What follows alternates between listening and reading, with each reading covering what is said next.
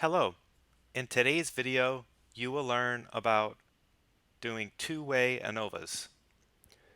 In the last video, you learned about one-way ANOVAs. So if you have not watched the one-way ANOVA video, please do so now. Two-way ANOVA builds on the one-way ANOVA. Remember that all of the data we talk about today are for educational purposes and should not be used to inform your opinion about the examples. I used these two websites to help write the code today and took some code from these websites. So here are my citations. Remember that whenever you're figuring out how to code on your own, it's very helpful to develop the skill of reading our documentation and reading other people's code and using it and citing it whenever you do use it. The data that we will be working with today is as follows. These are the independent variables, and this is the dependent variable. The first grouping variable is gender, and 1 represents males, 2 represents females. The second grouping variable is class type, and there are 3 class types. The first is on-site, in-person ESL class. The second, online ESL class. The third, both, hybrid, on-site and online, and it also requires more time to do the hybrid class. The last column in the data set, the outcome variable or the dependent variable, is end of semester test scores. The test is out of 70 total. Today we wonder if there is an interaction between gender and class type in terms of scores on the test. In other words, we wonder whether males and females benefited differently from the 3 instructional types. That's an overview of the data, and now let's give an overview of the two-way ANOVA. A factorial ANOVA is an extension of one-way ANOVA. A two-way ANOVA is a type of factorial ANOVA. It is quite common for the independent variables to be called factors, or between subjects factors.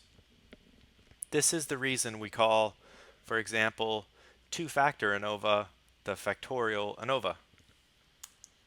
The factorial ANOVA is used to determine whether there is an interaction effect between 2 or more independent variables on a continuous dependent variable. An interaction effect occurs when the effect of one independent variable on a dependent variable is different at different levels of the other independent variable. Stated another way, the effect of one independent variable on a dependent variable depends on the level of the other independent variable. If this is a little confusing right now, hopefully it will make more sense as we work through today's example. If it doesn't, remember that these things take time to learn, and you can always return to review later. First, let's bring our data into R. Today we're working with the data for the two-way ANOVA. Now let's take a look at our data. We can see that we have 3 vectors, 3 columns. Gender, coded as 1s and 2s, and class type, coded as 1, 2s, and 3s. And here are our test scores.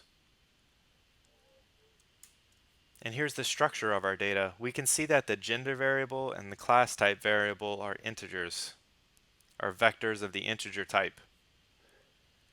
In order to work with our data more easily today, we're first going to change the variable type of these 2 variables to factors. So let's run these 2 bits of code. And now let's look at our data again. Now you can see before we had 1s and 2s and 1s, 2s, and 3s. Now we have M's and F's for males and females And now we have C1s for class 1, C2 for class 2, and C3 for class 3. We have done more than just rename the variables. We didn't just change 1 to M and 2 to F. We also changed this vector to a factor instead of an integer vector. So R can recognize now that we have two levels here. And it'll be able to split this data when it's doing things with it into two levels, M and F. The same thing for this. Instead of two levels, however, we have three for this variable.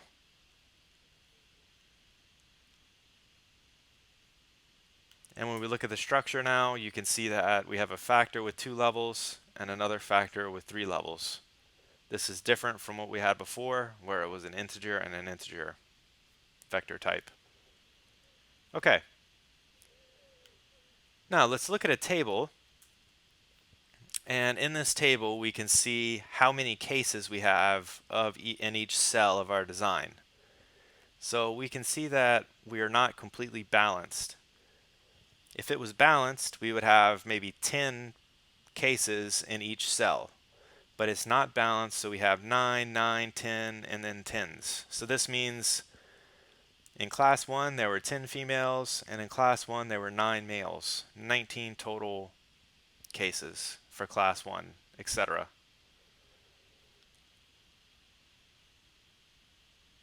Now that we know a little bit about our data, we can look at our assumptions.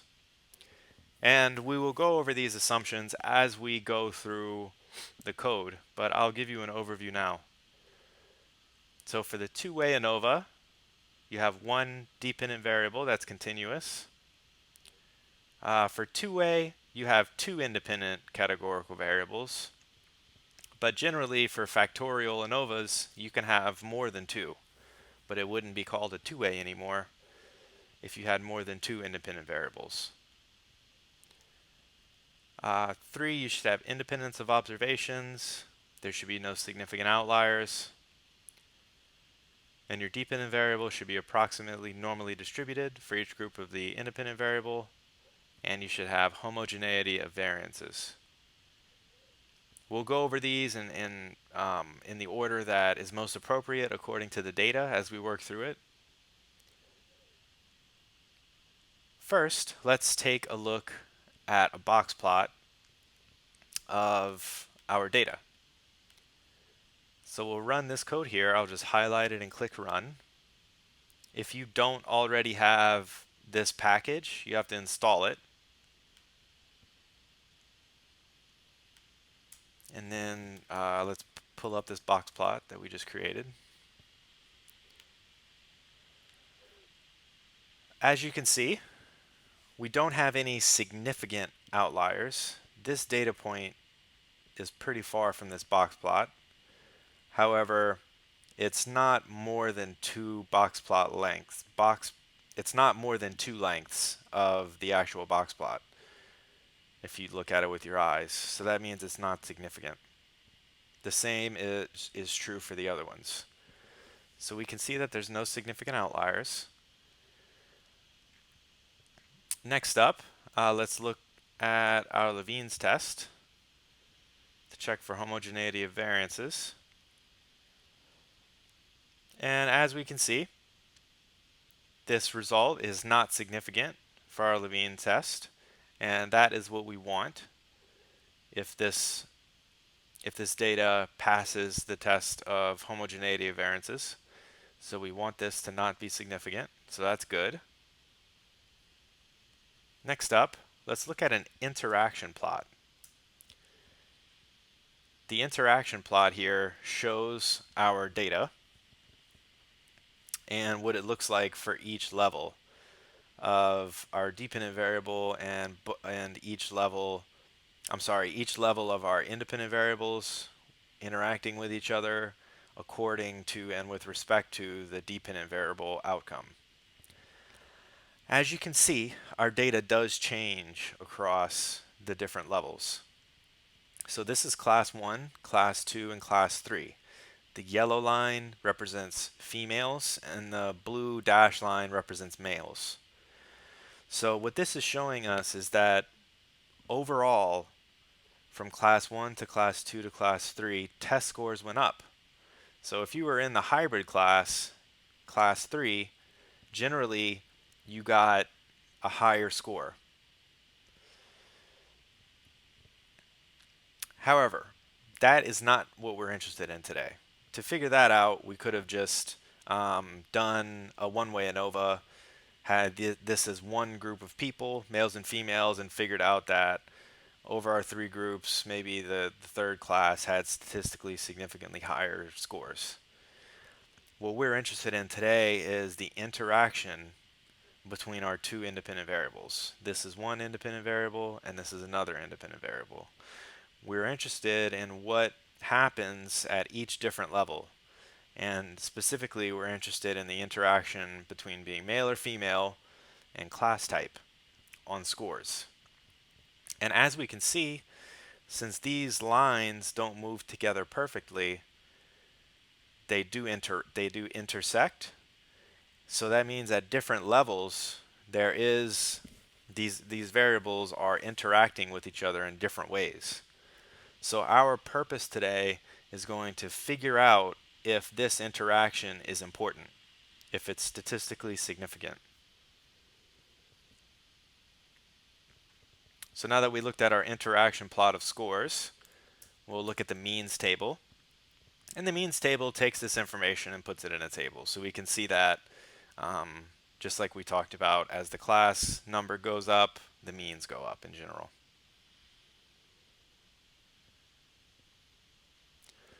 Now we're going to run our two-way ANOVA.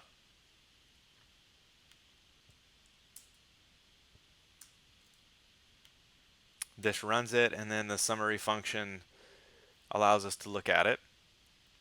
Whenever you look at this output, there's a lot of numbers, but remember that we're specifically interested in the interaction between gender and class type on the outcome. So this is the row that we're interested in today. As you can see, this value is significant, which tells us that there is an interaction effect. Now, typically, this ANOVA function is best for groups that are balanced, meaning each group has the same number of cases. We already know from our output earlier that that's not the case for our data. This is not balanced. However, whenever we look at the ANOVA for an unbalanced design, which is known as the type 3, so this ANOVA makes a correction for the unbalanced design, we can see that our numbers in our row of interest are the same. So we're dealing with the same numbers. For the purpose of this video, we're just going to stay with the regular ANOVA because this object, the regular ANOVA object in R, is easier to work with and will be easier for you to understand. But just realize that although for this example, these two types of ANOVAs return the same values for what we're interested in, perhaps for other data, that might not be the case. So if this were perhaps more unbalanced, you would want to go with the type 3 test instead of the general test for balanced design. So with that in mind, we'll go with the balanced design, the two-way ANOVA, and we'll look at this table. Now, this is a lot of numbers, and don't let it overwhelm you.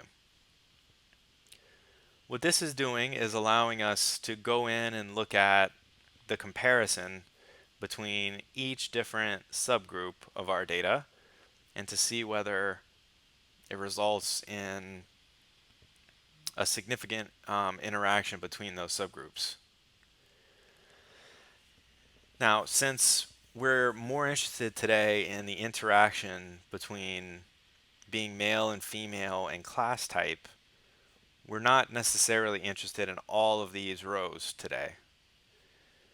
What we're most interested in, since we're interested in the level of each level of the class type independent variable, we're interested specifically in rows that have females and males from the same class. So this row has females from class 1 and males from class 1.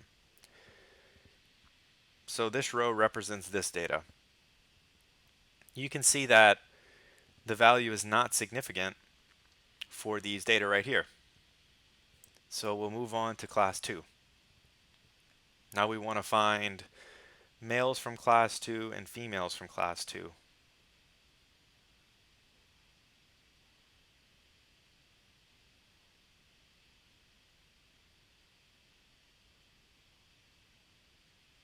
And here is that row.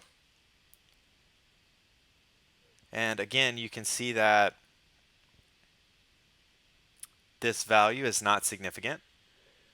So here, there's not a significant interaction between our variables. So finally, we want to go to class 3. And our last row, females from class 3 and males from class 3. Here, we do see a significant interaction. So this is interesting. So here, we can say there is a significant interaction effect between gender and class type on the outcome variable of final test scores. So this is the conclusion of our two-way ANOVA test, but we still need to go through the process of checking other assumptions now that we have all of the data that we need to do that. Part of working in R is figuring out what kind of objects or what kind of variables that you can pass in to other functions. So the reason we're going in this order is we need these variables to pass into other functions that come later to check our assumptions. Okay, next up, we're going to extract residuals. And behind the scenes in R works with what are called residuals in order to work with the data and to give you feedback or output on different assumptions. For example, in order to run the Shapiro-Wilk test, we need to look at what's called a residual. And then later, we'll also look at what's called a studentized residual in order to further look at whether our data is normally distributed. Don't worry too much about the technical side of this for now. Just take this as a learning experience and try to understand the code. You'll learn more about it over time. First, install this package called mass and then load mass.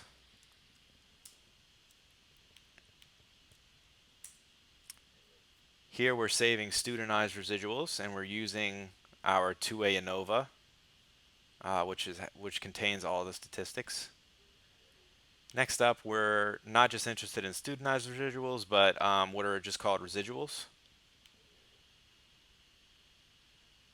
And we want to combine those residuals into our data set. So now with this code cbind run twice, I've created two different sets of data. In the first one I've added just the residuals, and then the second one I've added both. So this one looks like this. It's just the residual piece, and the second one is not showing up now, and that's okay. If we run it all at the same time, I have a feeling it will show up. Good. So now we can see that both have been added, both rows. So we have the residuals and the studentized residuals. In order to run our Shapiro-Wilk test for normality, we need to run Shapiro-Wilk on each cell of our design. And when we looked at the design earlier, in terms of the cases, you saw that each cell consists of either male or female, and either class 1, 2, or 3. So there's female class 1, male class 1, female class 2, male class 2. Those represent the cells of this design. And in order to get a sense of whether or not our data are normally distributed, we need to run the Shapiro-Wilk test on each cell of the design. And this is one way to do that. There's more than one way to do this, but this is a straightforward way. We use the subset function to first subset our data into just the male data, and then we subset each class type. And so this is C1 male, C2 male, C3 male, etc. So we run this code, and we can just take a look at, for example, C3 male, and run that code, and you can see that we just have males and we just have class type C3. We do the same thing for females, and run this. So now we have 6 subsets of our data, and those 6 subsets represent the 6 cells of our research design. So that's why we have to run 6 Shapiro tests here. And when I run all of these, they all come out at the same time. And we're looking for values here, the p-value, that are not significant. And as you can see, they're all quite large, and none of them are significant. So this means, according to the Shapiro test, we've passed that assumption.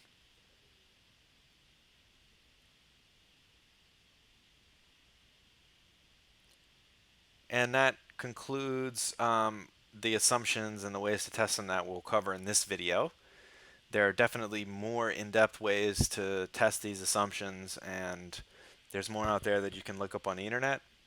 But for the sake of keeping this video short, we'll limit it to these tests of assumptions. And as usual, at the end here, we have all of our variables that we looked at today, so that if you come back later, you can just highlight all of your code at once, run it all, and you'll get some nice outputs.